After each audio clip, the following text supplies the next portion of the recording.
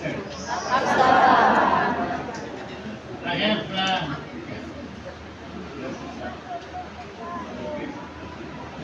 Ilang. Okay, ulahan adlaw Sabado sa tanan mga kaigsunan. I have many greetings to you. Daghan ko mga pangamusta diha kaninyo. For all brothers and sisters from the General Conference, Sa ato mga kaigsunan mga babae lalaki diha sa Konferensya General. many greetings to the Philippines. Daghan ko sa mga pangamusta sa mga Pilipina. From Brother Joel Bornido, that is a Filipino, also many greetings. Sa atong igsoon na si Will Barnido. Also many greetings from China Union. I visited them just a month ago. Dito sa ato sa China, pangamusta sa pila kaninyo. Many greetings from Korea, South Korea. Sa Korea usab sila nagmusta kaninyo. And now I came to the Philippines with the help of the Lord. Ug karon ni aniya karon sa Pilipinas sa tabang sa Ginoo. Also many greetings from my family, from my wife Raquel, my daughter Anna, and my son-in-law Richard. Okay, ako sab nga pangamusta ko ang akong asawa si Raquel, si Hana o si Richard akong magad na lalaki. They remember Philippines because my daughter was small. We came here to the Philippines. Akong anak na babae, nag-ari na diri sa Pilipinas kaniya to. Wonderful fruits, Ang mabungahon ng mga bunga, coconuts. ang mga lubig, mga putong. Brothers, are you tired? Pagkapoy na pa mo, magkaigsunan? Okay. We have a wonderful Bible verse to start our sermon. Doon na tayo nindot nga teksto sa atong wali. If God be for us, who can be against us? Kung ang Diyos kauban kanato, nanin sa pamangbato kanato. Very important promise. Mahinungdanon kayo nga saad. This Bible verse we found in the book of Romans. Gini ato magapnagan sa libro sa Roma. Apostle Paul wrote to the Romans because in Rome was a terrible persecution.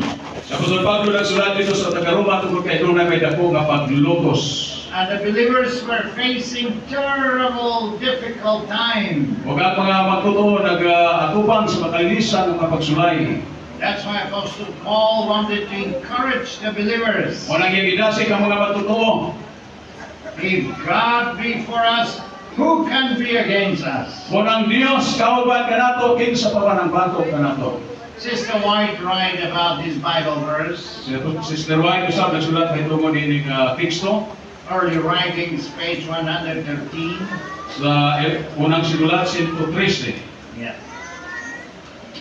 As I realize how much has been done for us to keep us right.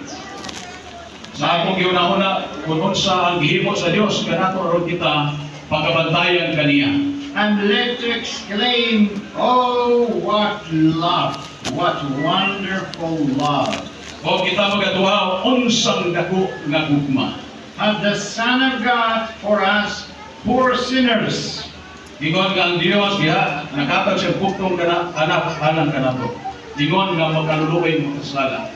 Should we be stupid and careless while everything is being done for our salvation that can be done? Kita ba magtinamhangan uban sa tanang mga butang nga gihatag kanato alang sa atong kaluwasan? All heaven is interested for us. O unsa ka ang langit kainteresado alang kanato? My brethren, that's very important. Hingdanon kayo na mga kaigsunan. Means today we're here, but we're not alone. Hindi na kita dinhi ni kalibutan na pero wala ka maginusara. All heaven is interested in the conference of the Philippines. Ang tibok langit interesado usab sa konferensya dinhi sa Pilipinas. It's full of angels of the Lord. Puno sa mga manulunda sa Dios. The Spirit of God is with us today. Ang Dios ang iyang espiritu uban kanato. Amen, brethren. Amen, mga igsoon. The heavenly family is joining the human family. Ang nagitong pamilya nakig-uban sa yutanong pamilya. If we ask God for daily blessing, Kung kita magapangayo sa matag adlaw mga panalangin, we are ensured that He deliver and impart to us His goodness, grace, and mercy. siya maghatag kanato sa tanang mga kayuhan, grasya o kaluoy